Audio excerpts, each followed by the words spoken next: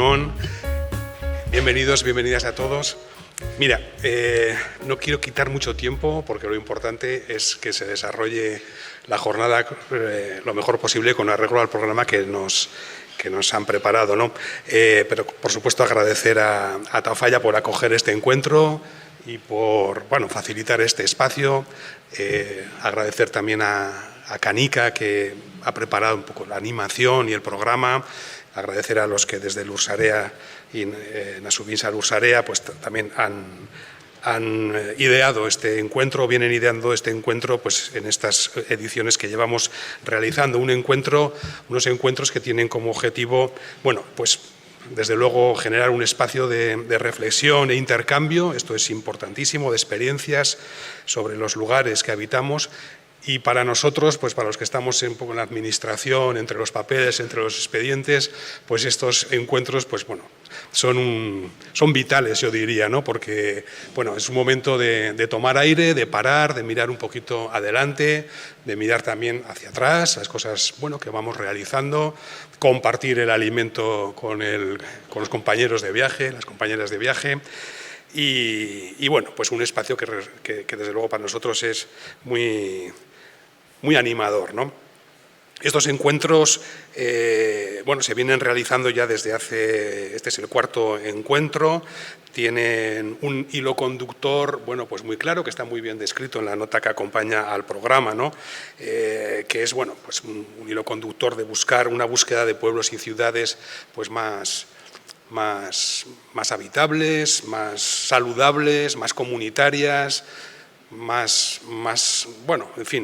sociables, más sostenibles en una palabra, más atractivas, podría terminar diciendo, ¿no? Aunque, si hablo de ciudades atractivas, igual ya empezaría a introducir un poco el debate entre campo y ciudad, pero es cierto que las ciudades, el urbanismo tiende a hacer ciudades más atractivas, capaces de generar estos espacios para la actividad, para la vida y ser capaces de atraer o por lo menos de retener, ¿no? De retener. Entonces, está muy bien puesto la palabra encuentro. Para nosotros, pues eso es lo que pretendemos, es un encuentro entre los administradores de la cosa pública esta de la ordenación del territorio y el urbanismo, que yo pertenecería a ese grupo si queréis, los profesionales que nos ayudan a trabajar en este campo y la gente, por supuesto, ¿no? La gente que son a las que nos dirigimos, ¿no? Hago un brevísimo repaso de este hilo conductor. Este es el cuarto encuentro. Como decíamos, yo creo que siempre ha habido un hilo conductor en la búsqueda de esas ciudades y pueblos más habitables. El primero en 2020 se celebró también aquí en Tafalla, era el urbanismo en tiempos de COVID, un encuentro destinado sobre todo a repensar los espacios públicos, la calidad de los espacios públicos de nuestros pueblos y ciudades. El segundo, yo creo que seguía el mismo hilo conductor, la ciudad sana, el espacio público como generador de salud y bienestar. Tanto en el primero como en este segundo, pues nos dejábamos guiar por estrategias de alcance europeo, estatal, como la Agencia Urbana Española en el primer caso, la Guía para Planificar Ciudades Saludables en el segundo. Un tercer encuentro que tuvo lugar en Estella, bajo, digamos, el paraguas o la inspiración de la Estrategia de Envejecimiento Activo de Navarra, pues un encuentro destinado, y seguimos el mismo el de conductar, a configurar entornos urbanos seguros, amigables, facilitadores de la integración y, sobre todo, de la autonomía de las personas de mayor edad, ¿no? Y, llegamos a este cuarto encuentro, otra vez en Tafalla. ¿Por qué en Tafalla? Si ha habido un primer encuentro en Tafalla y el cuarto es otra vez en Tafalla, pues ya os podéis imaginar que no es por casualidad que estemos aquí otra vez en Tafalla, sino pues porque responde a una intención, ¿no? Cuando se nos consultó en el departamento dónde podríamos organizar este encuentro, pues a mí por lo menos me surgió enseguida la idea de Tafalla otra vez. No, ya estuvimos en Tafalla, ¿no? Pero es que yo creo que debemos otra vez estar en Tafalla por dos razones. Primero, voy a dejar la segunda, quizá la que iba a decir la voy a dejar para el segundo lugar. Primero, porque porque Tafalla, en la Estrategia Territorial de Navarra, junto con otras ciudades intermedias, tenía y tiene un papel relevante que yo creo, y me entono un poco el mea culpa, que hemos descuidado un poco desde el Gobierno de Navarra, ¿no? Yo tengo un poquito ese mal rollo de que paramos la estrategia, pusimos una de las claves del modelo territorial de futuro de Navarra, hablo del 2005, en el reforzamiento de las ciudades intermedias, y yo creo que no trabajamos suficiente en ayudar a estas ciudades, bueno, pues a desarrollar proyectos, estrategias locales, en buscar o en encontrar una posición propia como ciudad intermedia dentro del modelo territorial de Navarra, ¿no? Yo creo que muchos espacios de Navarra pues han encontrado, están en la búsqueda de esa posición propia, pues pensemos, por ejemplo, bueno, pues tengo aquí apuntado algunos, ¿no? La capital o la subcapital, Tudela, ahí hay una búsqueda de posición en Navarra, el Pirineo como gran espacio, digamos, natural y patrimonial de Navarra, todo el espacio rural afectado por la despoblación, en fin. Y las ciudades intermedias, pues yo creo que, como digo, no han encontrado o no les hemos ayudado a encontrar esa posición, esa imagen propia, ese papel. Y eso que están afectados por muchas de estas cosas. Parece que la despoblación puede no ser un problema de Tafalla, y sí lo es, y de las otras ciudades intermedias de Navarra, ¿no? Porque están en un entorno desfavorecido, desvitalizado, y eso afecta también al propio futuro de estas ciudades o de estos núcleos intermedios, ¿no? Así que si hablamos de cohesión territorial, de desarrollo equilibrado de Navarra, bueno, pues seguir poniendo el acento en el papel de núcleos como Tafalla me parece importante. Y segundo, por la temática de este encuentro, que es buscando el equilibrio clima, territorio y vida, es decir, la incorporación de la perspectiva del cambio climático en el urbanismo. Yo creo que es una temática que ya se viene trabajando y madurando en Tafalla desde hace tiempo, y aquí el papel de la Asociación Verdesia, que luego la veremos en el marco de estas jornadas, pues me parece muy importante, muy destacado, y que quiero también agradecer. Yo creo que el contar, digamos, con colectivos, con colectividades, con sociedades, con gente, digamos, concienciada y movilizada, es la mejor manera de empujar y de realmente de que los principios y valores que muchas veces los declaramos y los ponemos, digamos, por escrito en las estrategias, ¿no? Que esos principios y valores realmente se trabajen en lo concreto, en lo real, en lo local, y ahí yo creo que el papel de esta asociación me parece que está siendo muy relevante. Y prácticamente nada más. Yo creo que he dicho lo más importante que quería decir. El sentido de la jornada, bueno, yo creo que tenemos dos referencias, unas legales, que es, bueno, pues eso, la legislación que se va produciendo, la legislación sectorial que se va produciendo a nivel europeo, a nivel estatal, a nivel navarro también, que ya va obligando, si quieres, o induciendo a que el planeamiento territorial, el planeamiento urbanístico incorpore la perspectiva del reto frente al cambio climático y acciones y diseños para adaptarse a él, ¿no? Y bueno, y también, digamos, la dinámica que hay de apoyar mediante fondos a proyectos que encuadren o se enmarquen bien dentro de estas estrategias y estos retos, ¿no? Así que, bueno, pues yo confío en que esta jornada o este encuentro pues nos ayude todavía un poquito más a mejorar nuestro conocimiento, que no sea una reflexión, vamos a decir, metafísica, sino yo creo que va a ser una reflexión muy ilustrada en casos prácticos, en experiencias concretas, puntuales, pero lo cual no quiere decir que sean poco importantes, porque lo puntual, la microcirugía que suelo decir yo, pues es muy importante y muy relevante en las pequeñas escalas locales y urbanas, ¿no? Y bueno, pues yo creo que tenemos un panel, tengo que agradecer otra vez a quienes han diseñado la jornada, pues tenemos un panel de intervinientes a continuación pues muy destacado, ¿no?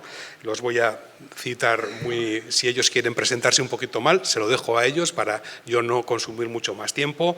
Estará Rosa Sola Escribano, licenciada en Biología, con mucha experiencia en el sector de la consultoría ambiental, formando parte de equipos redactores de instrumentos de ordenación del territorio y urbanismo. Creo que ella va a intentar centrar más precisamente su experiencia en la visión territorial o de escala un poquito más amplia, podríamos decir, ¿no? Tenemos también a David Gutiérrez Solana, arquitecto, urbanista, especializado también en materias de urbanismo y medio ambiente, en la relación urbanismo y medio ambiente, vocal de la Comisión de Patrimonio del Ayuntamiento de Bilbao, con experiencia y práctica en la asesoría a municipios de pequeño y mediano tamaño. Vamos descendiendo entonces un poquito en la escala de aplicación de todos estos principios. En la actualidad me destacan su trabajo en el análisis del cambio climático en relación con el planeamiento de Baquio, que es lo que nos va a presentar. Tenemos también a Elisa de los Reyes García, que forma parte de un equipo de arquitectas también que desarrollan proyectos de urbanismo en el diseño de espacios y programas que promuevan la minimización del impacto de las personas sobre el medio ambiente. Susana Turrillas, compañera mía, compañera nuestra, directora del Servicio de Ordenación del Territorio y Paisaje, en la Dirección General de Ordenación del Territorio, que centrará su intervención en las ayudas que ofrece el Gobierno para desarrollar acciones innovadoras en materia de urbanismo. Y Enara Rabina del Río, alcaldesa de Bidaurreta, no tengo el gusto, pues te he dado la mano hace un momento, ¿verdad? Pues bienvenida, mucho gusto, muchas gracias. Alcaldesa de Bidaurreta, que ha liderado la puesta en marcha de diversos pequeños proyectos relacionados con todo esto de lo que estamos hablando, de la adaptación y mitigación al cambio climático en un muy pequeñito pueblo, pero donde esas, digamos, acciones pueden ser muy relevantes en esa escala. De Verdesia ya he hablado, ellos van a tener su propia voz. Yo animo a esta asociación a seguir adelante con el proyecto porque realmente para ayudar a Tafalla a encontrar una posición, a recualificar un poquito su espacio urbano, sobre todo sus periferias, para adaptarse mejor al cambio climático, yo creo que están desarrollando, tienen unas ideas fantásticas y creo que están trabajando pues muy bien en ello. Y nada más, creo que pese a mis buenos deseos me he excedido igual algún minuto de lo que quería y creo que me tocará a ti. Muchas gracias.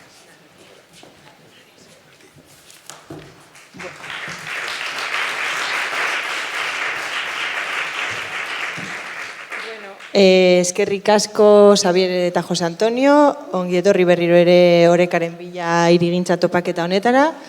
Eta, bueno, Jose Antonio aipatu duenez, horretan arituko gara goiz honetan, Orekaren bila hausnartzen, edo Orekaren bilaketa horretan pentsatzen. Daros la bienvenida muy brevemente, porque gracias, que a mí no me gusta mucho hablar en público y me has ayudado a que lo vaya a hacer más breve, porque has contado cositas que tenía yo previstas, así que gracias, genial, me viene mejor. Y solo os voy a contar un poco lo que vamos a hacer hoy a lo largo del día, el programa, para que tengáis la escaleta o los tiempos en mente, porque tenemos una mañana bastante apretada, ¿no? La agenda hemos querido hacerlo todo por la mañana para manteneros juntos y juntas, y entonces, bueno, empezaríamos con los relatos urbanos, que son un formato corto de presentaciones bastante exigentes para las personas que presentan, porque al final tienen que hacer un gran esfuerzo en comprimir grandes proyectos y grandes conocimientos en una cápsula de tiempo muy, muy cortita. Pero bueno, eso nos permite conocer variedad de proyectos desde, como mencionaba José Antonio, perspectivas muy de escala diferente, ¿no? Luego haremos una pausa muy breve porque os invitamos a que la maiketako café que suele haber en las pausas lo hagamos ya alrededor de las mesas para aprovechar un poco la soltura que nos da la comida en la mesa y que hagamos un debate, una especie de debate sobre mesa, ¿no? El maiketako reflexivo que decíamos. Y por último, como saliendo de aquí, punto de partida, de la mano de Verdesia nos vamos de ruta por Tafalla a seguir reflexionando sobre la importancia de la vegetación en el entorno urbano. Así que nada, empezamos con los relatos urbanos. Eso, sí, es muy exigente con los ponentes, con las personas que presentan. Ya les hemos advertido que seremos rigurosas con los minutos que les hemos concedido, sobre todo porque ya hemos empezado un poquito tarde y tal. Entonces, bueno, Isa les va a ir avisando cuando falten unos minutos, pero si llega el momento final, que nadie se asuste porque sonará una música, ¿de acuerdo? Así que no ha sido ningún fallo ni nada, sino Así que nada, Rosa Solá de Ambere Consultoría nos va a ubicar en la escala territorial y las energías renovables, ¿no? Sí, pasa. Puedes... Yo te paso la primera diapositiva.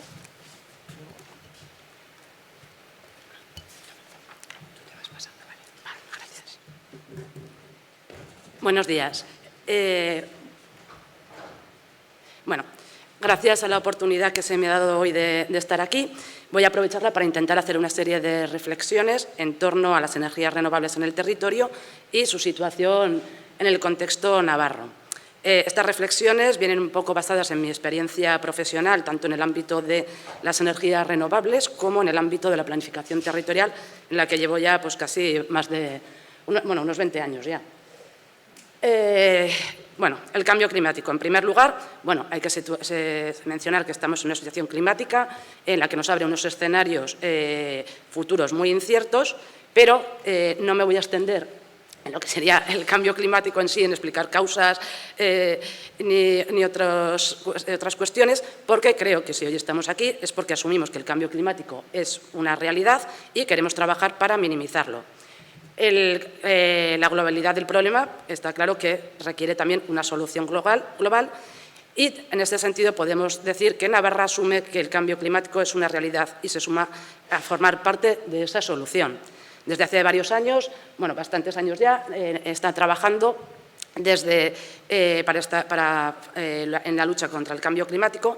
Se ha establecido un objetivo muy ambicioso de emisiones cero para el 2050 y algunos de los trabajos que han ido desarrollando ha sido, por ejemplo, la hoja de ruta, el programa Life Navarra Adapta. Dentro de este programa Life Adapta, que es una estrategia que aúna políticas sectoriales para que vayan en una misma dirección, se han elaborado trabajos muy interesantes, como sería la Guía de Paisaje y Cambio Climático, Guía de Urbanismo, Arquitectura y Cambio Climático, entre otras.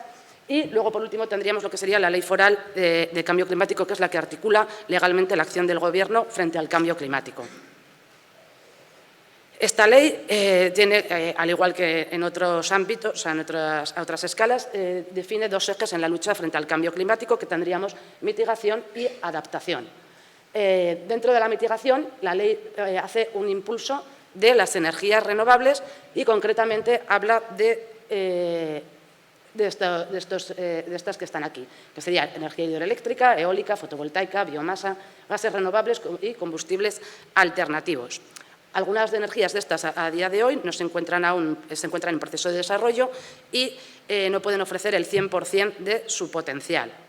Como hoy estamos hablando de territorio, lo que voy a hacer en esta exposición es centrarme en aquellas energías que son las que mayor incidencia territorial tienen y que realmente son las que mayor impacto están causando también por el número de proyectos que se están tramitando en los últimos años, como sería la energía eólica y la energía fotovoltaica. El estado de la energía eólica y fotovoltaica en Navarra, cogiendo como referencia lo que sería el plan energético de Navarra con un horizonte 2030, vemos que se estimaban una generación de energía eólica de 2.023 megavatios y de energía solar de 1.505 megavatios. A día de hoy se están generando un 42% de estas energías previstas en el plan energético y en un análisis que he realizado, teniendo en cuenta todos los proyectos que cuentan con autorización administrativa previa y declaración de impacto ambiental favorable a fecha de junio de 2023, la producción aumentará hasta en un 36%.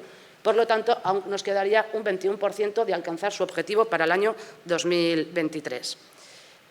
También señalar que el Plan Energético de Navarra, junto con la Ley Foral de Cambio Climático y los planes de ordenación del territorio, lo que priman es la instalación de energía fotovoltaica en cubiertas y la energía eólica se prima su repotenciación, así como la hibridación con otras fuentes de energía. Hay que señalar que estas fuentes a día de hoy, tanto la eólica como la solar, presentan ciertas delimitaciones vinculadas a la fuente generadora, como serían las horas de sol y el viento, y su almacenamiento. Por lo tanto, el mix energético de Navarra deberá ir acompañado de otras fuentes de energía que aseguren un 100% del suministro energético renovable, si es posible, y que cubra las necesidades. Necesidades energéticas en Navarra, ¿cuáles son? Bueno, como el cambio climático nos está llevando a un cambio en el modelo energético, pero este modelo creo que debe ser capaz de dar respuesta a todas las necesidades de nuestra sociedad y a todos los ámbitos. Lo que voy a hacer va a ser intentar sintetizar de múltiples ejemplos que podría poner, algunos que me parecen más destacados y que nos pueden ayudar a hacer una reflexión. En primer lugar, hablaría de lo que es el tema residencial, bueno, la ubicación de placas solares en las cubiertas. Nos encontramos a veces con ciertas limitaciones, ya que el parque urbano hay edificaciones de toda la tipología, de diferentes años y también pueden tener problemas en cuanto a superficie, tanto por la propia estructura de la cubierta o porque cuentan con instalaciones previas, por ejemplo, de los edificios, calefacciones, aire acondicionados o zonas de sombras. También señalar que, por ejemplo, para lo que serían edificios residenciales, la capacidad comunitarios, la capacidad de estas instalaciones en cubierta, tendría un porcentaje, podría cubrir un porcentaje más pequeño de las necesidades energéticas. Sí, en cambio, estoy convencida que los nuevos desarrollos pueden ser capaces de optar a ser eficientes totalmente, de cero emisiones, tanto mediante medidas de eficiencia energética como con la instalación de energías renovables.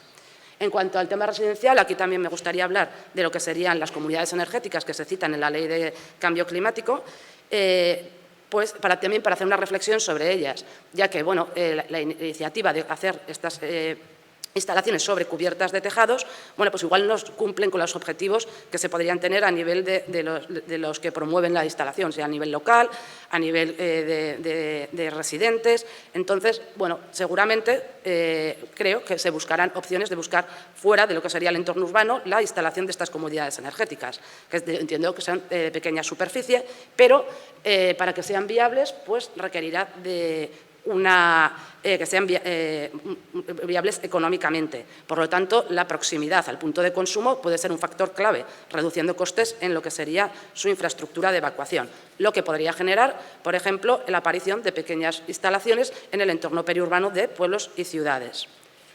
En el otro sector, por ejemplo, el agropecuario, las actividades agrícolas y ganaderas también que forman parte del cambio y también tienen interés en sumarse al tema, por ejemplo, del autoconsumo.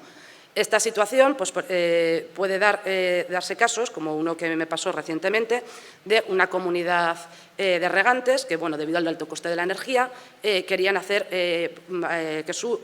buscar su eficiencia mediante la instalación de una pequeña planta solar para suministrar su electricidad y rebajar los costes. Claro, en una comunidad de regantes, un área de regadío y, por tanto, buscando eficiencia económica, la instalación tenía que estar en proximidad al punto de consumo. Por lo tanto, eran unos suelos en regadío, unos suelos protegidos como suelo de elevada capacidad agrológica y, por tanto, este proyecto no pudo llegar a buen puerto y han tenido que seguir con el tipo de suministro que tenían hasta ahora. A nivel industrial, me parece muy interesante, ya que es uno de los mayores consumidores energéticos, tanto industria en suelo no urbanizable como industria en polígonos industriales. Y como ocurre con el ámbito residencial, pero claro, a mayor escala, seguramente las cubiertas de los edificios en muchas ocasiones de estas industrias no están preparadas para poder instalar placas solares y a veces simplemente la capacidad que tienen para poder cubrir en aparcamientos y tal, no da para cubrir las necesidades que ellos pueden tener. Voy a poner un ejemplo de una empresa actualmente en Navarra que está en un proceso de descarbonización, es decir, quieren un cambio total en su modelo energético para dejar de emitir CO2. La situación de partida que tienen es que cuenta con una fuente energética de producción que es mediante combustibles fósiles y además tienen un consumo energético anual eléctrico de 4 megavatios al año. La situación deseada, quieren tener un 100% del consumo eléctrico, preferiblemente con renovables, lo que supone que necesitan 25 megavatios al año. Las medidas previstas. Lo que han intentado trabajar es que un sistema que les asegure el 100% de suministro durante todo el proceso de fabricación. Por lo tanto, sería 24 horas durante todo el año, en este caso.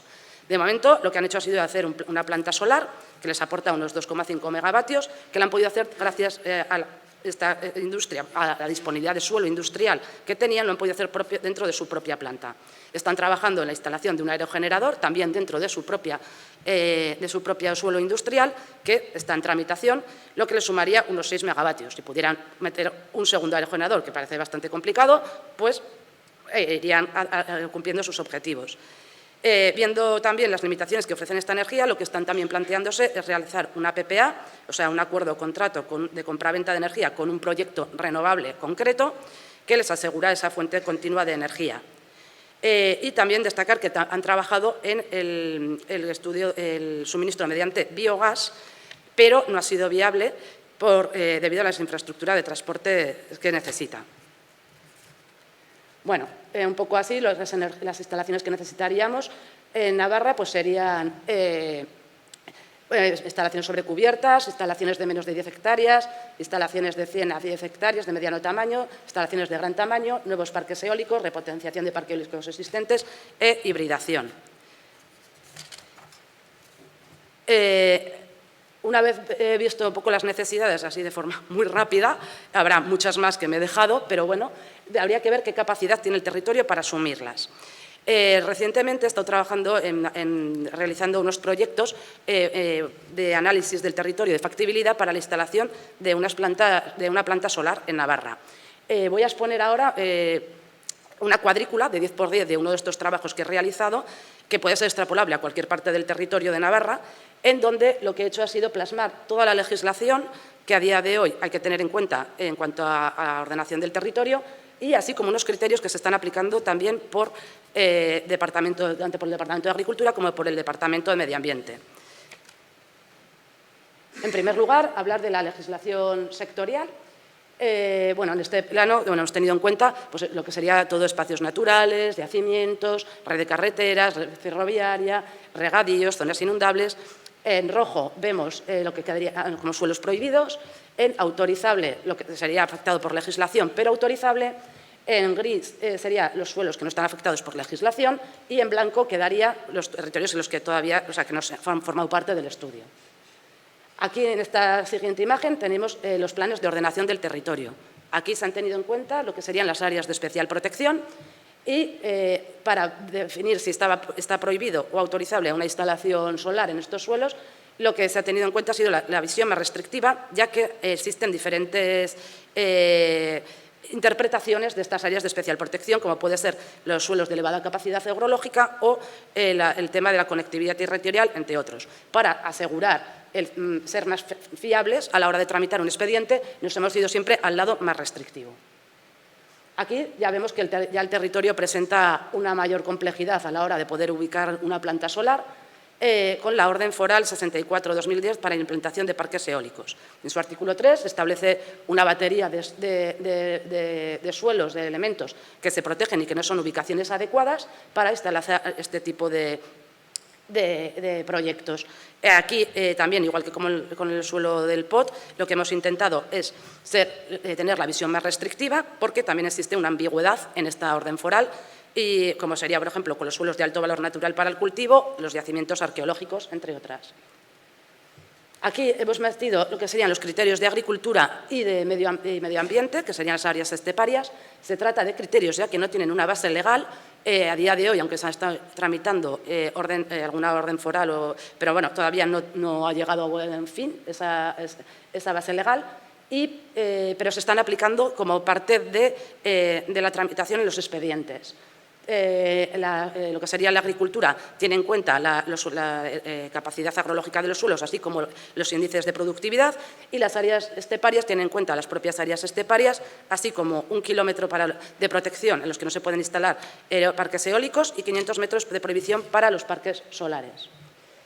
Si sumamos todas las protecciones que hemos hablado, ya vemos que aquí el territorio ya presenta unos condicionantes muy importantes para poder ubicar estas instalaciones. Aquí hemos tenido en cuenta lo que serían los criterios legales, la parte legal y los criterios, pero a nivel de ordenación del territorio. Aquí tenemos que tener en cuenta que también todos estos proyectos llevan una tramitación ambiental. Por tanto, en estas zonas que tenemos en naranja como autorizables, no significa que se pueda hacer una planta solar, sino que tienen que someterse a una tramitación ambiental, que puede haber, pues que haya especies faunísticas de interés, afección a la geomorfología por pendientes, afecciones al paisaje, que por tanto suponen otra limitación añadida. Aquí ya hay casos directamente de los 9 municipios que forman parte de esta cuadrícula, en 2 ya no se podrían instalar una planta solar. Aquí también, como base legal y también como un elemento muy importante a tener en cuenta, es el planeamiento municipal.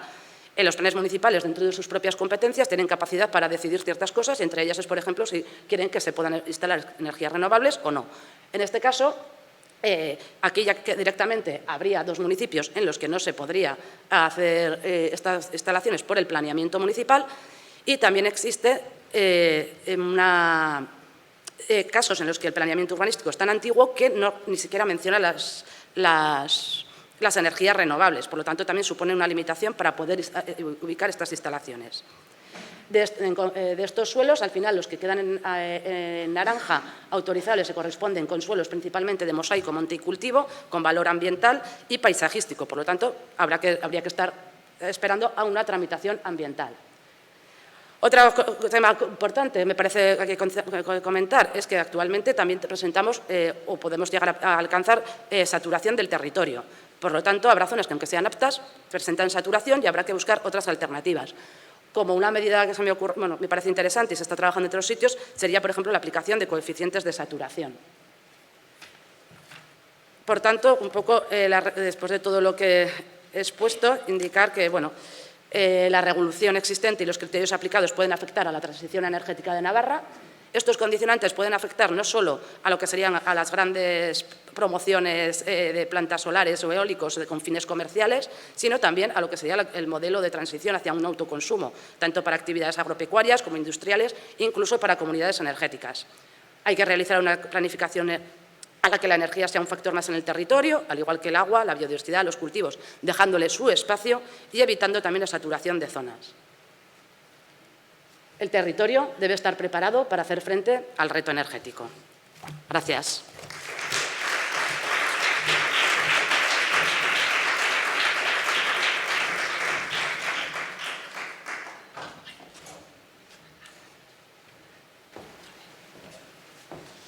Bueno, muchas gracias, Rosa, por el súper esfuerzo y que eras la que había pedido un minuto más y lo ha clavado. No hemos tenido que escuchar la música. Yo creo que estábamos todas temiendo, en plan, que no suene la música, por favor. Ahora le doy paso a David Gutiérrez, es asesor de urbanismo y medio ambiente y bueno, nos va a hablar desde la escala municipal y la aplicación del cambio climático, de la perspectiva del cambio climático al planeamiento. Así que, David.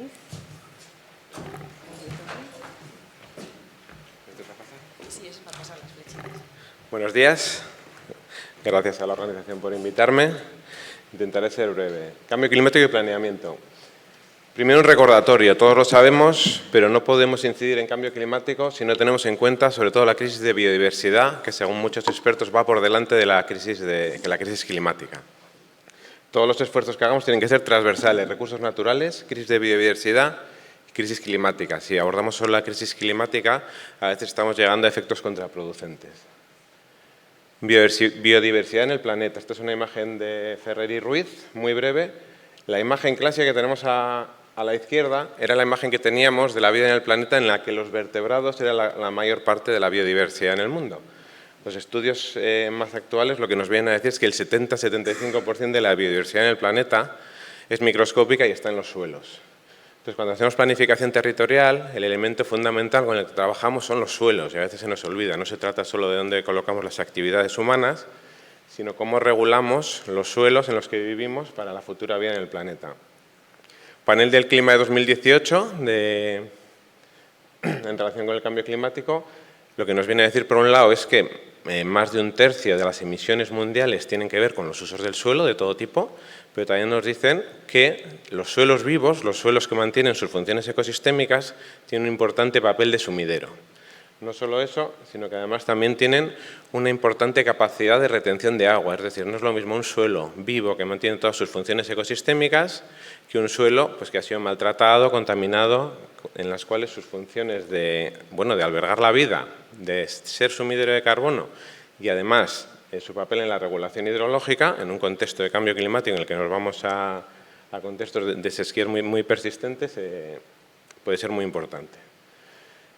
¿Cómo afecta el planeamiento al suelo? Pues de muy diversas maneras, no me voy a extender, porque voy a ir a casos concretos. Sí quiero decir, en esta relación entre cambio climático y planeamiento, doy ya por hecho, y así se está viendo en casi todos los planeamientos, desde luego en todos los que me ha tocado a mí participar y en muchos en los que no he participado, que ya vamos a planteamientos urbanísticos donde el suelo es un recurso escaso, donde se desclasifican todos los suelos urbanizables. Digo todos, no algunos. Esto es lo que se está viendo ya en la nueva planificación y creo que es un ejemplo a seguir.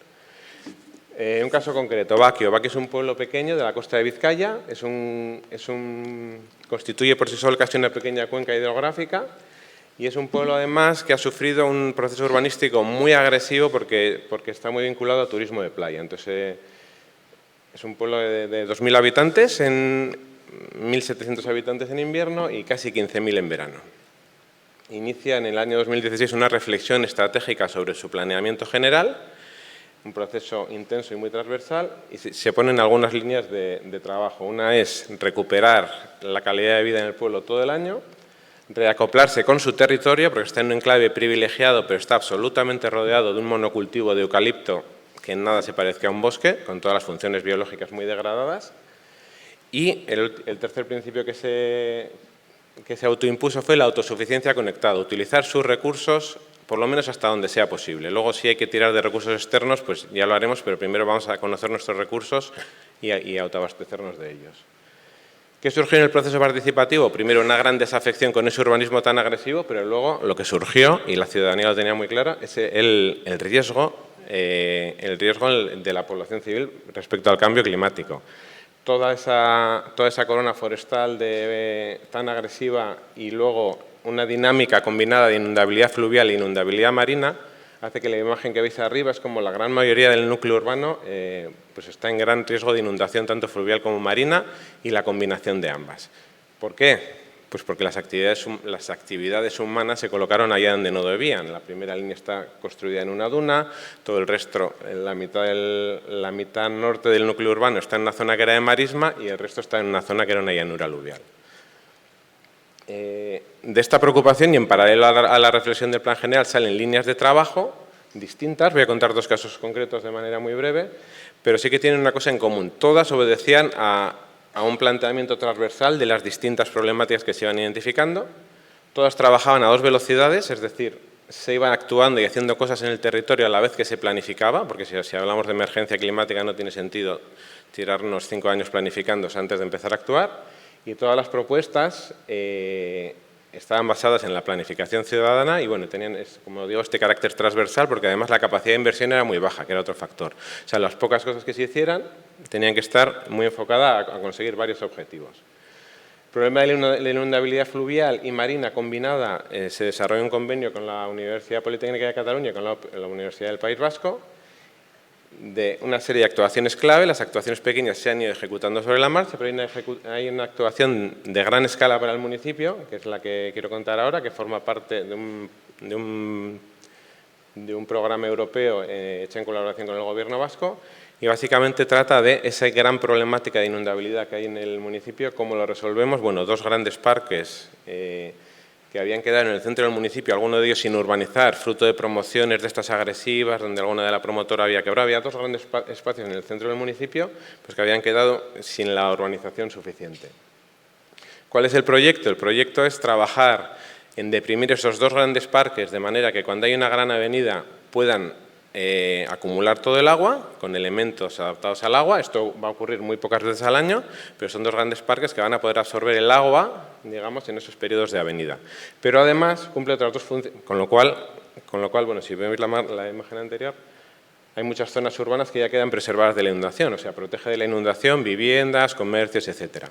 Además, una reconciliación de ese pueblo tan maltratado con su con su medio ambiente y su territorio, porque la naturaleza entra dentro del pueblo. De hecho, se va a crear una zona de marisma, porque va a entrar la influencia marina en una zona y la otra va a ser una zona de bosque inundable. Eso es una reconciliación con sus sistemas naturales. Y luego también una reconciliación de su ciudadanía, pues bueno, con su paisaje urbano cotidiano, porque van a ser espacios urbanos de calidad. Importante el concepto de que la adaptación al cambio climático no son las cosas esas que tenemos que hacer, que son un rollo porque viene esto del cambio climático, sino que a veces son la oportunidad de colocarnos bien en un territorio en que nos habíamos colocado muy mal. Yo creo que esto es importante. La problemática que tenemos con el litoral me la voy a saltar por ser breve, pero deciros que no hay nada previsto en protección de municipios costeros frente al mar, maretones, subida del nivel del mar, etc.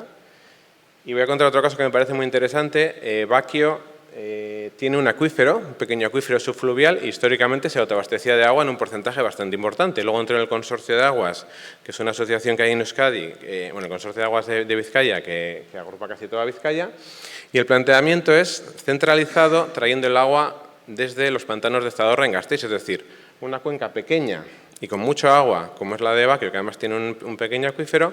El planteamiento que se le hace al Ayuntamiento, no, vamos a traer el agua desde Gasteiz, que es cuenca del Ebro, que además todos conocemos las problemáticas que tiene la cuenca del Ebro en algunos momentos. Entonces, bueno, desde este planteamiento de autosuficiencia conectada, el trabajo que está haciendo Baquio es, por ahora de investigaciones, nosotros tenemos un acuífero y queremos hasta donde podamos usar nuestro propio agua, por dos razones. Primero, porque no sabemos si en algún momento se nos va a cerrar el grifo. Y segundo, porque solo podemos proteger un recurso tan valioso como es el agua si lo conocemos de verdad. Tenemos que conocer cómo es nuestro acuífero, cómo se recarga, cuáles son los potenciales riesgos que tiene, cómo podemos entender toda esta cuenca para que podamos usar agua del acuífero sin vaciar los ríos ni los manantiales, etc. Entonces ahora estamos haciendo un plan de adaptación del cambio climático del acuífero, es decir, para poder a futuro trabajar con él. Y como políticas públicas, bueno, cada una de estas cosas que estoy contando tiene diversos reflejos en el planeamiento, pero va en paralelo. Como políticas públicas también, establecer las zonas de captaciones históricas para el abastecimiento de agua, para que establecer reservas de suelo donde el Ayuntamiento puede ir adquiriéndolas y desarrollar políticas públicas de gestión forestal, pero también de autoabastecimiento de agua a futuro. ¿Cómo voy de tiempo? Bien. Energía.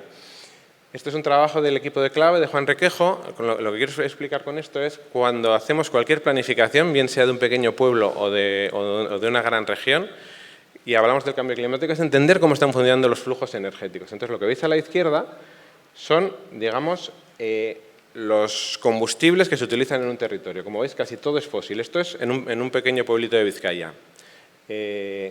Lo que veis en naranja es la energía eléctrica, que como veis es una pequeña parte. Y lo que veis a la derecha son los consumos. Pues bueno, por ejemplo, si veis el residencial, es una muy pequeña parte del consumo energético de un territorio. Entonces es muy importante a veces saber las acciones que estamos haciendo, dónde se engloban y cuáles son los efectos. Mirad cómo es el transporte, por ejemplo. Entonces a veces nos creemos que por colocar unos paneles solares hemos hecho mucho y realmente no estamos teniendo esta visión de conjunto que nos permite medir qué es lo que estamos haciendo realmente. Entonces esto es muy importante, esta imagen global de los flujos energéticos. Dos ejemplos pequeños en municipios de pequeño tamaño. Este sea un pequeño municipio de la costa de Vizcaya, analizando sus flujos energéticos, como tienen muy poca industria, vieron que el mayor gasto energético, bueno, junto con esa pequeña zona industrial que tienen, pero el mayor gasto energético que tenían era la depuración. Entonces se dieron cuenta que la manera más eficiente para reducir el consumo energético era reducir el caudal que llegaba a la depuradora. Entonces, por ejemplo, este es un proyecto que además surge de una línea de cambio climático, que es que en uno de los barrios hemos desarrollado una depuradora ecológico-pasiva, es decir, es un sistema autosuficiente que además va vinculado a la mejora de la biodiversidad de esa zona, pero los residuos de ese pequeño núcleo de Bedarona se autogestionan y el agua fluye en su territorio y además vuelve a la red de arroyos, etcétera, sin bajar a la depuradora principal, que es la que estaba siendo la que sigue siendo, porque se va a tratar de desarrollar en otros barrios. Otro ejemplo que viene relacionado con todo lo anterior, en el autoconsumo, el tema de las comunidades energéticas locales y siempre con esta visión transversal. Cualquier actuación en el territorio implica suelos vivos y bueno, he querido destacar esta porque me parece interesante también el tema de energías renovables sí, pero recursos y materiales renovables también. Por ejemplo, Vizcaya, que es absolutamente forestal, pues por ejemplo toda la base de este planteamiento de fotovoltaica está hecho con madera, que es un material que también es renovable. Y bueno, lo he contado tan rápido que hasta me va a sobrar tiempo, pero sí quería, para la reflexión posterior, pues bueno, destacar estas ideas, que si alguna de ellas os sirve, los suelos vivos como parte de la solución. La adaptación al cambio climático no es una faena que nos hacen, sino es una oportunidad de mejorar nuestra calidad de vida. El trabajo a varias velocidades, que es indispensable. La identificación de las actuaciones clave. Tenemos que mesurar muy bien, porque no tenemos recursos ilimitados. Tenemos que medir muy bien lo que hacemos, para qué lo hacemos y qué efectos tiene. No hacer por hacer. Y luego, bueno, muy importante todo lo relacionado con los ciclos del agua. Se me olvida mencionar que, claro, una vez que hemos detectado que el ciclo del agua es uno sobre todo en pequeñas poblaciones, uno de los elementos principales de su modelo energético, todas las políticas de ahorro de agua, de reutilización, pueden ser mucho más relevantes, por ejemplo, que algunas actuaciones, pues por ejemplo, que una cubierta solar. Hay pueblos en el que en el polideportivo ahorren con el agua de las duchas tienen mayor afección climática y ambiental que otras cuestiones que estamos más acostumbrados a ver. Entonces, bueno, no sé, como idea principal, abrir la mirada y entender las relaciones transversales entre los elementos con los que estamos trabajando. Y eso es todo. Gracias por vuestra atención.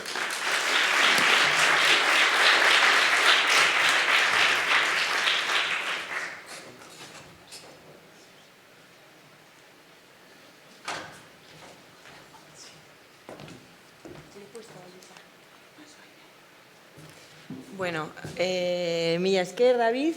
Como veis, hay mucho conocimiento en estas breves presentaciones y lo que decía David, ¿no? Que a veces parece que lo del cambio climático y la perspectiva del cambio climático es un rollo, pero bueno, como que ha sido muy interesante ver cómo eso al final se lleva a la realidad, ¿no? Y se plasma, igual que la visión de Rosa, ¿no? Que ha presentado un poco la complejidad, que al final estos grandes conceptos que están en boca de todos, ¿no? Como energías renovables, pues la complejidad que presentan para el territorio.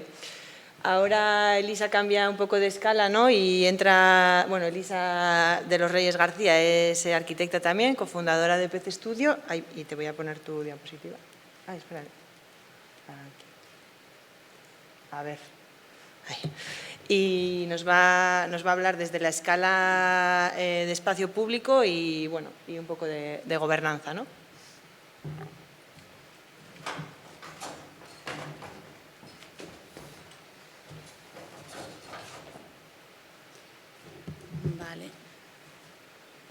Vale, pues buenos días, según aún. Uy.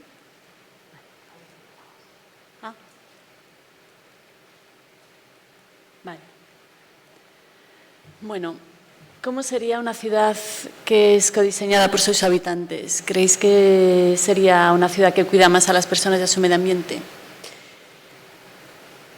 Bueno, algunos datos para reflexionar, ¿no? Sobre la situación actual, que bueno, algunos ya estáis hablando sobre ello, ¿no? Como el aumento de la temperatura media de la Tierra, que, bueno, que se acelera además según las previsiones, como hay gran cantidad de habitantes en el mundo en general que vive por encima de los niveles establecidos de contaminación por la OMS, o cómo la población a nivel estatal, ¿no? en España está cambiando, ¿no? Los mayores de 65 años serán 1 de cada 3 personas, será mayor de 65 años en 2050 y en 2072 1 de cada 3 personas habrá nacido fuera del Estado español, ¿no? Estando residiendo aquí.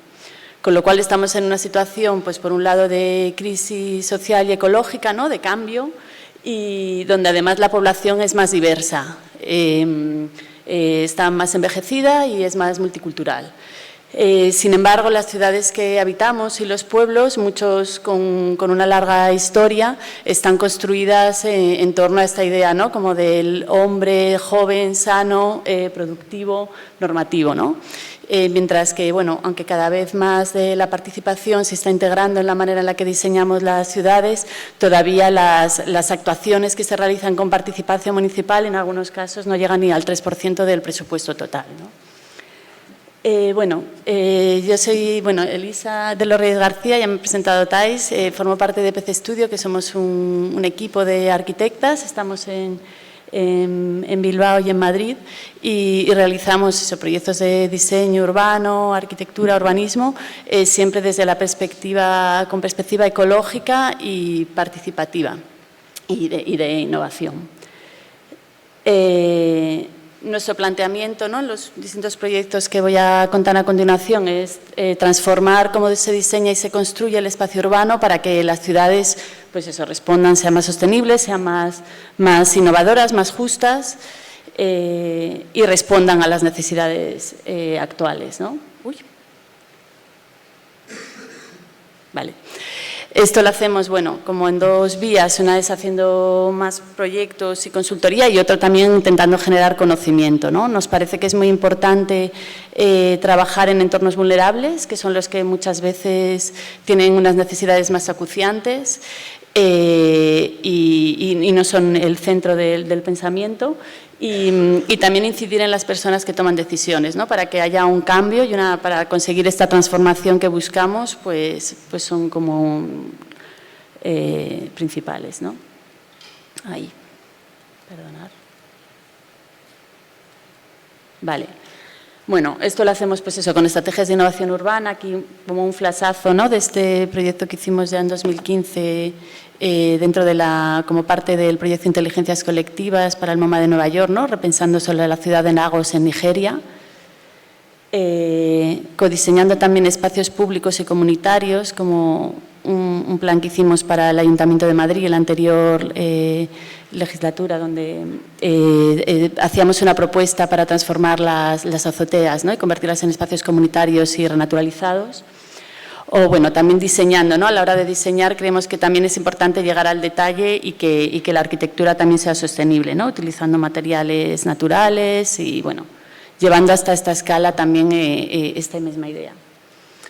Y, bueno, y lo que decía antes, ¿no?, como generando programas de aprendizaje donde todo el conocimiento, ¿no?, porque al final es un conocimiento que vamos generando al tiempo que trabajamos, pueda ser transmitido y podamos como amplificar el impacto que tenemos en la sociedad.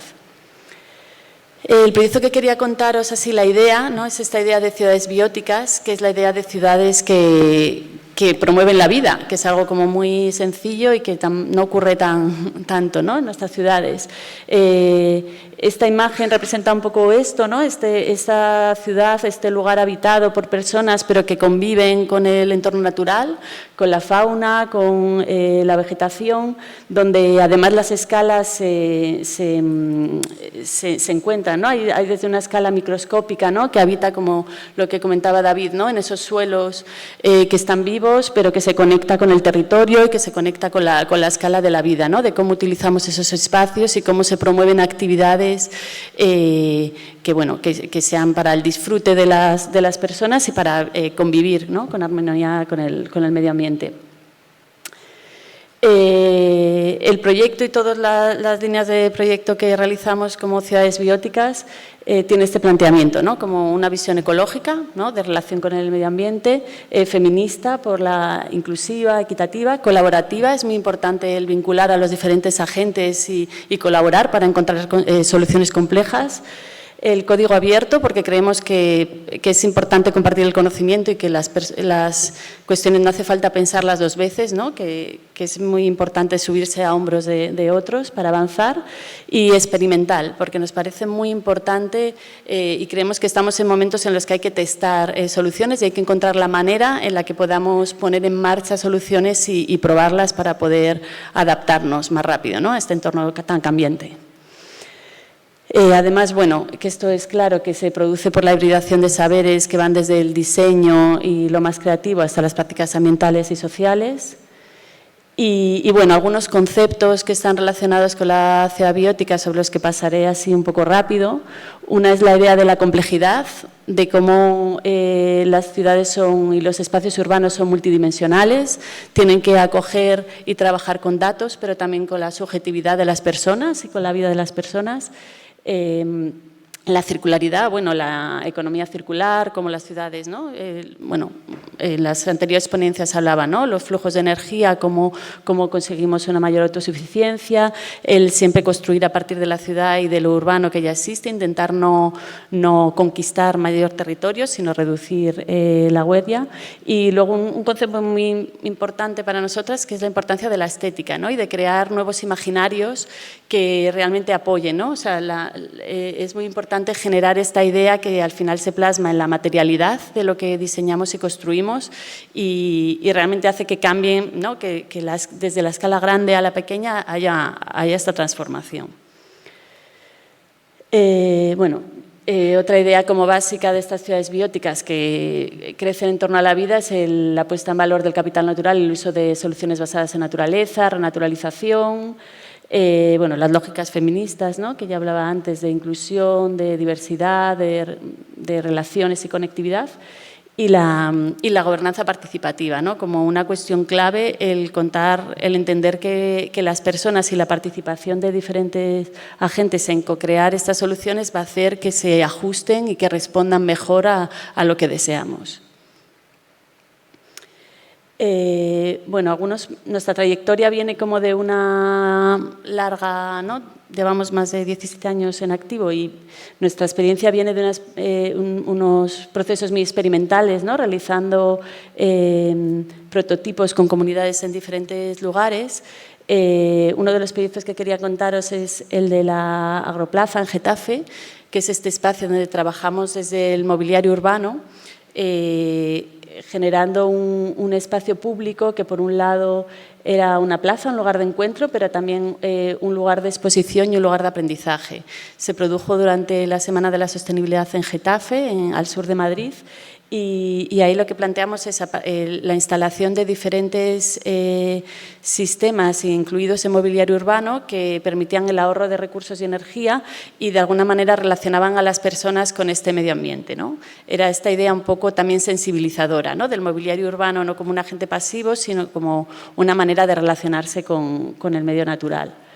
Estaban estos elementos, ¿no? Que eran elementos de mobiliario urbano que partían como de toda una experimentación previa que habíamos realizado con diferentes comunidades, respondían a estas temáticas, ¿no? De energía, de cultivo, de residuos, de agua y también espacios sociales, ¿no? donde encontrarse y donde realizar talleres de aprendizaje en relación al medio ambiente. Por ejemplo, uno de estos elementos estaba relacionado con el cultivo urbano, ¿no? Era un lugar donde se podían intercambiar semillas durante el tiempo en que estuvo la instalación se podía ver cómo funcionaba un huerto local. Este otro elemento, ¿no? Que era simplemente para conectarse, para producir energía a partir del juego, ¿no? Y generaba esta farola que se iluminaba. O esta idea, ¿no? De jardines que se riegan con el propio agua. Esta idea de la Agroplaza, que la ensayamos como un proyecto que en principio era temporal, pero que se volvió permanente, ahora está instalado de manera permanente en Getafe, pues lo aplicamos aquí en Bilbao, en la Plaza de Quiriquiño. Aquí realizamos un proceso participativo para definir con las vecinas y vecinos como qué tipo de sistemas querían instalar, ¿no? En este caso, finalmente se decidió instalar este espacio más de encuentro, de celebración, ¿no? Que se autoabastecía energéticamente, que incorporaba vegetación, que era un espacio cubierto. Era una pequeña prueba, ¿no? Y esto, este proyecto también estuvo en la Bienal de Venecia. Subiendo de escala, este proyecto que es en el Parque de Torrelavega, en Cantabria, donde eran 50.000 metros cuadrados, el proceso participativo surgió de un conflicto sobre el estado de los árboles del parque, ¿no? Que necesitaban tala porque habían sido plantados de una manera poco correcta en su momento, y cómo se generó un proceso que fue muy interesante porque en él vinculamos tanto asociaciones ecologistas como a asociaciones relacionadas con la accesibilidad, y asociaciones de mujeres, ¿no? O sea, como vincular a colectivos locales relacionados con las problemáticas principales del parque, ¿no? Y con ellos generamos este decálogo de afirmaciones que tenía que cumplir el diseño que realizáramos, ¿no? Entonces, eso fue lo que guió todo el diseño posterior del proyecto para transformación del espacio en un espacio de encuentro, ¿no?, con el medio ambiente. Que es como esta escala como pequeña, ¿no?, de un municipio en Asturias, donde bueno, muchas veces es difícil que estos lugares como más pequeños tengan planes más estratégicos, ¿no? Aquí pudimos diseñar un proyecto estratégico centrado sobre todo en las problemáticas de la accesibilidad, de la movilidad y de la relación con la infraestructura verde y azul, a través de trabajando con las autoridades locales, ¿no? Tanto administración, representantes políticos, sectoriales y ciudadanía. Y bueno, y el resultado fue pues eso, detectar qué áreas o qué puntos eran los importantes para actuar de cara a las próximas convocatorias de ayudas públicas, ¿no?, del Ministerio de Transición Ecológica, donde bueno, se señalaban pues, sobre todo en realidad en relación a la movilidad sostenible y a la infraestructura azul. Y por último, ya un par de notas, ¿no? Como esto es un proyecto, Crear Villaverde, en el anterior gobierno de la Comunidad de la Ciudad de Madrid, llevamos durante 3 años una oficina de participación como un proyecto experimental de manera continuada en el distrito de Villaverde, que es el distrito más pobre de la ciudad, ¿no? Entonces tenía tal cantidad de equipamientos públicos a resolver que lo que se hacía era una oficina continua en la que íbamos definiendo a través de diferentes dinámicas con la ciudadanía y con distintos agentes que tenían que cumplir esos equipamientos municipales que estaban por construir, ¿no? Hacíamos como el proceso previo para que a partir de eso se definían los pliegos de condiciones para convocar los concursos públicos de arquitectura, ¿no?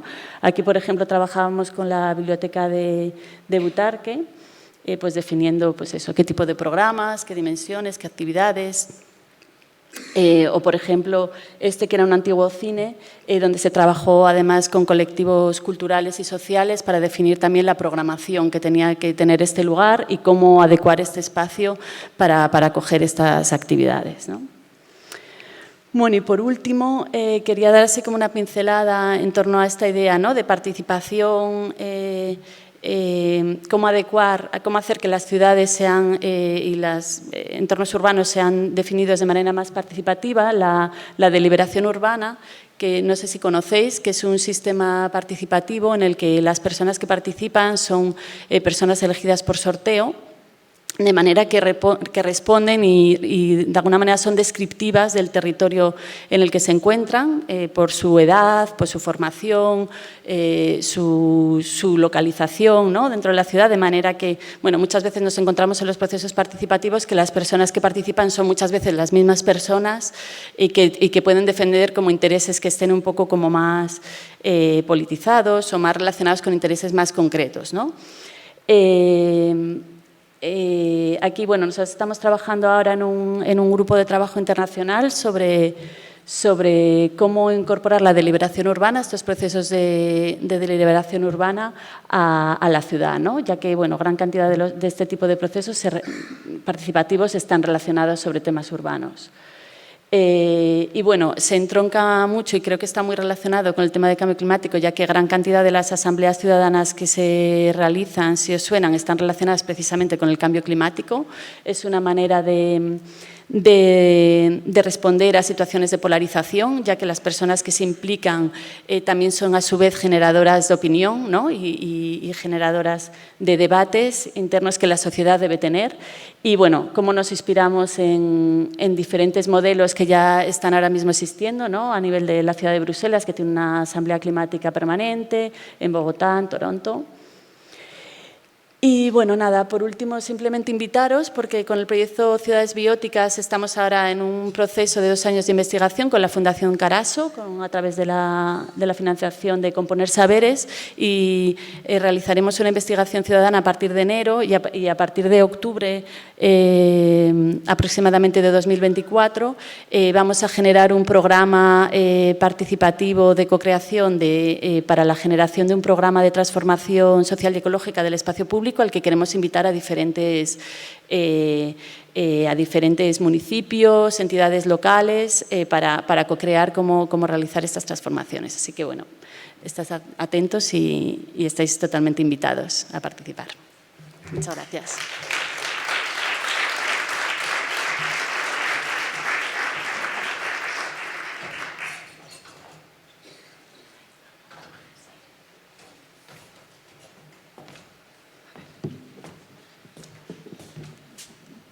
Bueno, es que ricasco, Elisa, por esta nueva perspectiva y enfoque y hacer el hincapié en la importancia de la gobernanza participativa, que enlaza un poco con lo que nos van a contar nuestras siguientes invitadas, que vamos a tener así para cerrar esta parte de presentaciones. Una presentación doble, ¿no? Por parte de Susana Turrilla Oses, que es la directora del Servicio de Territorio y Paisaje del Gobierno de Navarra, que nos hablará de políticas públicas y en concreto de una línea de subvención que ha venido posibilitando el desarrollo de proyectos innovadores en los últimos años en el territorio navarro. Y Enara Rabina del Río, como alcaldesa de Bidaurreta, nos contará un caso concreto que nace, digamos, de esa línea de subvenciones. Así que, chicas.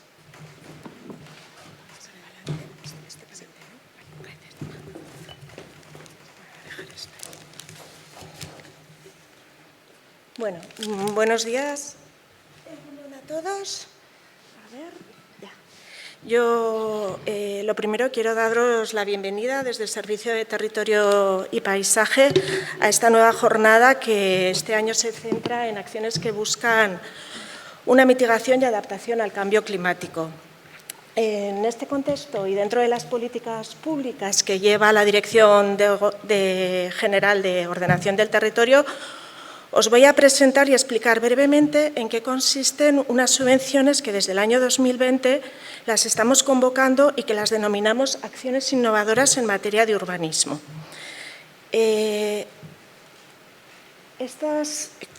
Estas acciones tienen, este párrafo lo he recogido de las bases de la convocatoria, que se explica ampliamente en qué consisten y lo voy a leer tal cual.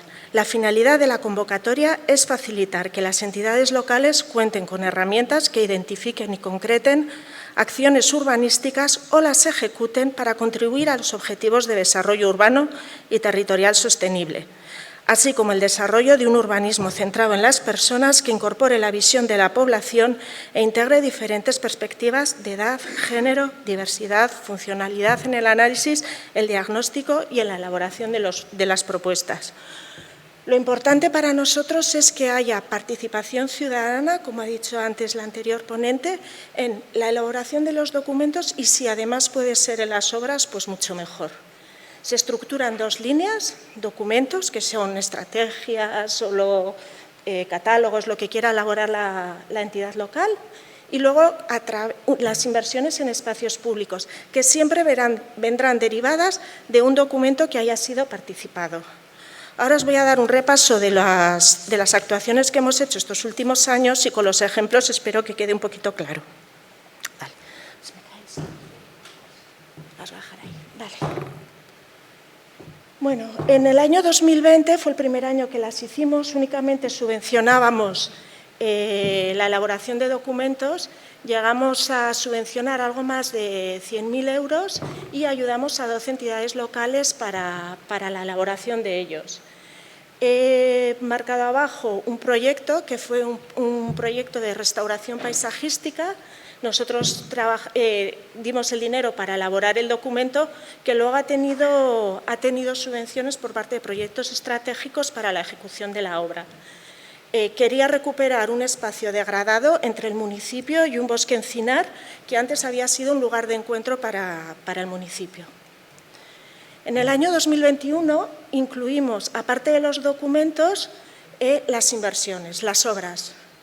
Se subvencionaron a 12 documentos y 5 obras, y por un importe total de algo más de 200.000 euros.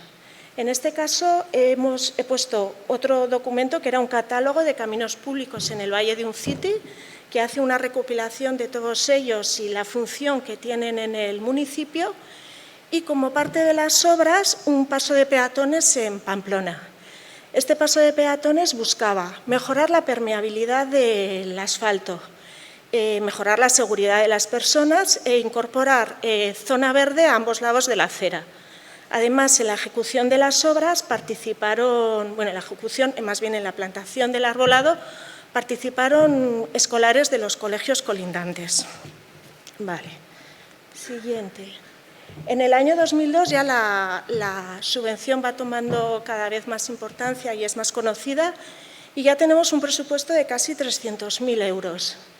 Decir que subvencionamos, bueno, ahora estamos subvencionando 10.000 euros por documento y 30.000 euros por acciones, y siempre que no sobrepase el 90% del presupuesto que nos presentan las entidades locales.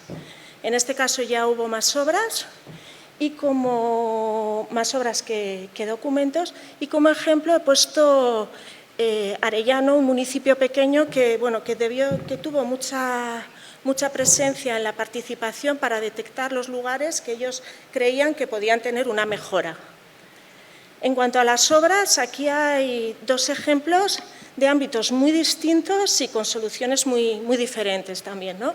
Por un lado, Ansoain, comarca de Pamplona, otro entorno muy urbano.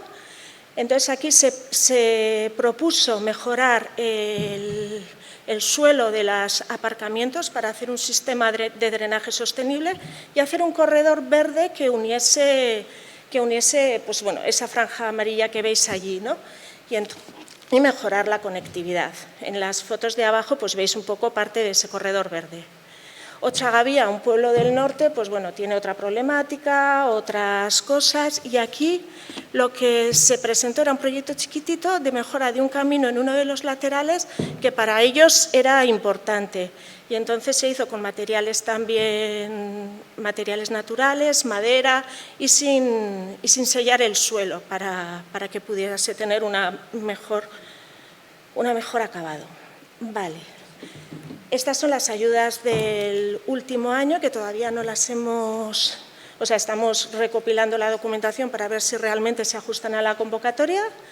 Tenemos 7 entidades locales que han presentado documentos que les hemos concedido y 13 para inversiones en espacios públicos. En este caso, la partida, como veis, se ha incrementado bastante. Esto se debe a que...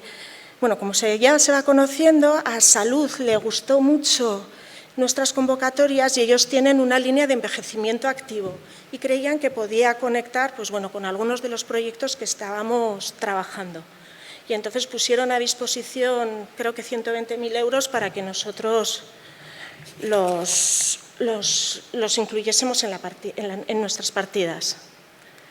Ya casi acabando, aquí he hecho una recopilación de las acciones que más tienen que ver con el cambio climático, entre la que destaca la de Bidaurreta, que nos ha gustado mucho, la hemos subvencionado tanto en el documento en el año 21, me parece, 22, y ahora en obra. Y luego, pues, por ejemplo, también está el de Ansoain y demás. Todas estas actuaciones las podéis ver en la web que hemos preparado en el departamento, que es esa. Aquí se encuentran todas las que se han subvencionado y algunas de ellas se destacan como buenas prácticas. Y pinchando en cada uno de los puntos tendréis información de ellas. Y yo ya, para acabar, pues bueno, quiero deciros que me parece que es muy importante el valor que tienen estas pequeñas actuaciones a nivel local, que tienen una gran trascendencia en la mejora de la calidad de los espacios urbanos y de la vida que se desarrolla en ellos. Y esa es la línea que la Dirección General anterior había iniciado y que la actual pues, también quiere seguir porque yo creo que es muy importante. Muchas gracias y doy paso a Enara.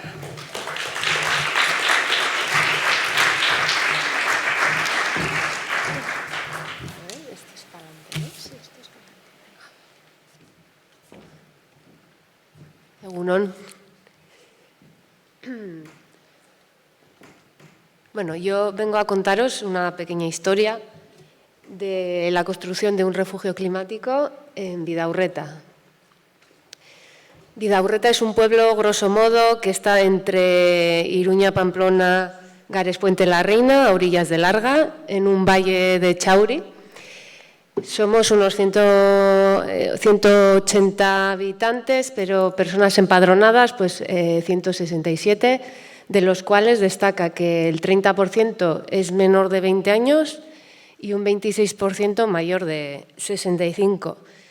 Decir que es un pueblo con pocos recursos económicos, pero la verdad que un tejido social muy rico, donde el auzolán o lo que es el trabajo comunitario tiene mucha importancia.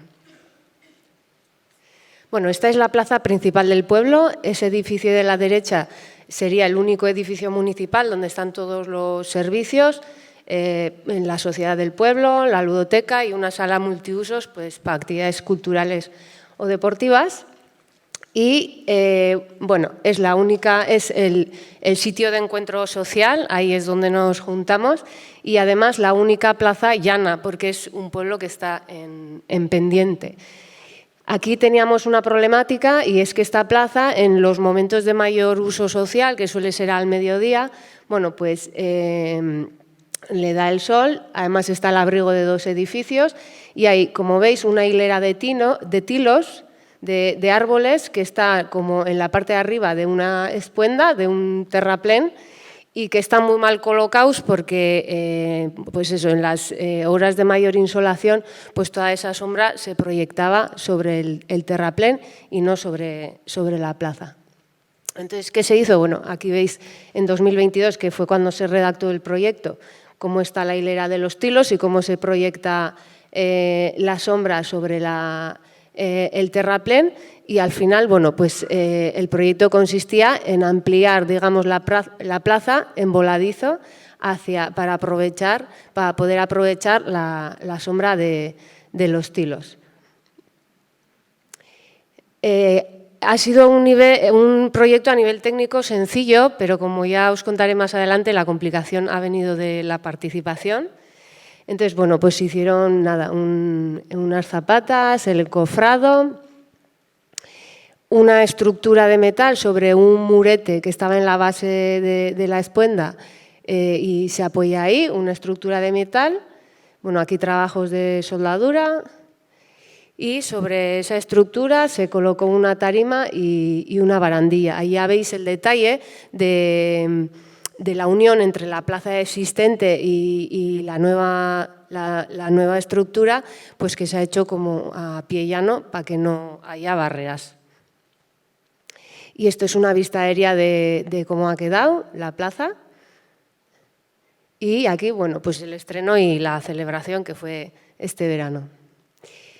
La participación, bueno, ha requerido un esfuerzo de organización bastante importante, porque han participado un total de 50 personas, más o menos han supuesto 50 auzolanes, trabajo comunitario, lo que en resumen son unas 1.400 horas de trabajo.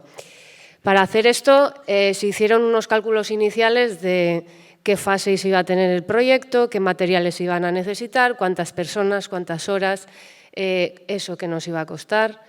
Y de ahí se sacó una hoja, que es la que veis allá, con diferentes tareas en las que la gente se podía apuntar en lo que quisiera.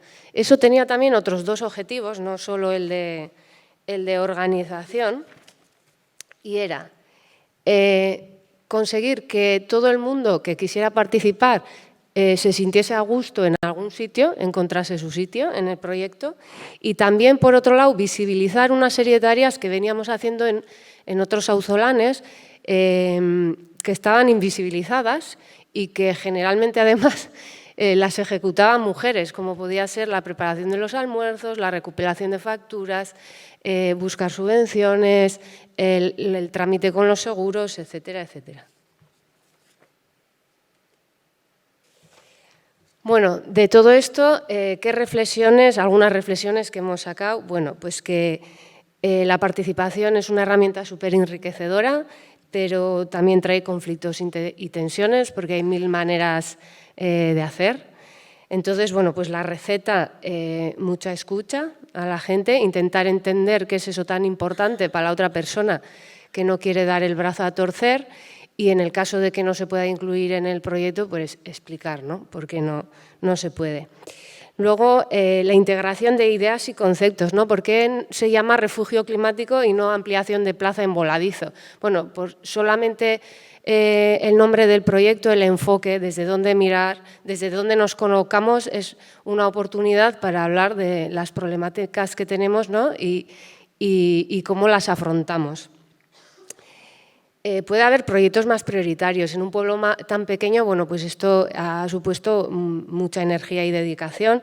Entonces es importante, por si sirve, bueno, pues antes de decidir qué hacer, sí que hubo una reflexión años anteriores y planificaciones en diferentes cosas que se podían hacer en el pueblo y una reflexión por su viabilidad económica, interés para el pueblo, qué capacidad de ejecución teníamos y también muy importante reflexionar también cada uno cómo resonaba el proyecto, ¿no? Si me gusta o no me gusta. Bueno, pues un poco esa priorización antes de embarcarse en un proyecto así. Importante también ha sido adaptar los espacios que ya se usan. No tenía ningún sentido hacer un refugio climático en la otra punta del pueblo donde nadie se junta y donde no están los servicios. Y luego contradicciones, pues un montón. Una de ellas, por ejemplo, pues que esto suponía gastar materiales, por ejemplo, y que eso iba a aumentar nuestra huella de carbono. Salió este debate. Entonces, al final se decidió hacer una estructura más pequeña porque era la estructura que se necesitaba para ello y los materiales eran mucho menos, ¿no? Bueno, y para terminar, hemos conseguido 2 ayudas para este proyecto, que uno es el de acciones innovadoras en materia de urbanismo y también del Plan PIMA de actuaciones de adaptación al cambio climático. Y aquí quería reseñar que las subvenciones, bueno, pues hemos tenido la sensación de que le dan un valor añadido a los proyectos, no solo a nivel económico, sino que para poder cumplir los requisitos que se exigen en las subvenciones hacen que te coloques en otro sitio, te pongas otras gafas, ¿no? Y integres bueno, pues al proyecto aspectos que si no a lo mejor no hubieras tenido en cuenta, ¿no? Como puede ser pues, la perspectiva de género, por ejemplo, o otras perspectivas. Y eso es todo.